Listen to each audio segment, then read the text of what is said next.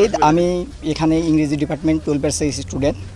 তো আমাদের এখানে যে ঝামেলাটা হয়েছে, এখানে অ্যাকচুয়ালি আমাদের কর্মসূচি ছিল অবস্থান কর্মসূচি। আমাদের উদ্দেশ্য ছিল আমরা মডার্নে গিয়ে অবস্থান করব, কিন্তু আমাদের যে এখানে ছাত্র সংগঠন আছে তারা আমাদের আগেতেই জানিয়ে দিয়েছিল যে অবস্থান, ছাত্রলীগ ছিল এখানে। তো ওরা আমাদের জানিয়ে দিছে যে এখানে হচ্ছে আপনাদের অবস্থান কর্মসূচি করা যাবে না, আপনারা হচ্ছে পদযাত্রা করেন।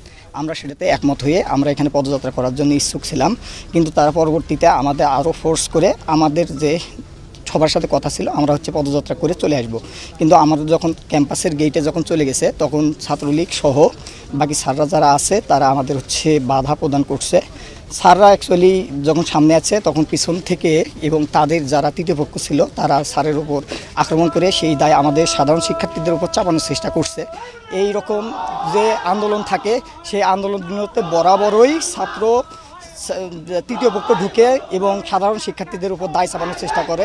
তাই আমি আপনাদেরকে নিশ্চিত করতেছি যে এখানে না, এখানে আমাকে ছাত্রলীগের সভাপতি আমাকে চর থাপ্পড় মারছে। এখানে উনি আমাকে নিজে স্টিল আমাকে থাপ্পড় মারছে।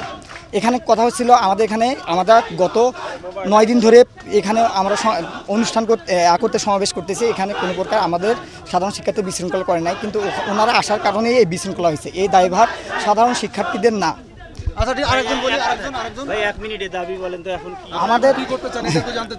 আমাদের দাবি আমরা এখন বর্তমানে এক দফাতে পৌঁছাইছি, সেটা হচ্ছে সকল প্রকার অযৌক্তিক কোটাগুলো, বৈষম্যমূলক কোটাগুলোকে দূর করে প্রথম থেকে চতুর্থ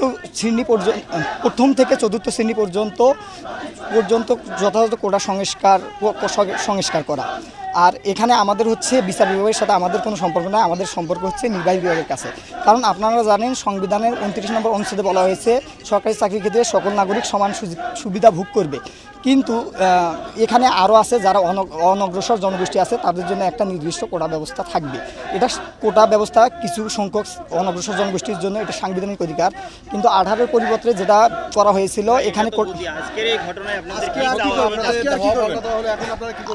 এখানে আমরা সাধারণ শিক্ষার্থীরা আমরা এখানে শঙ্কিত আছি।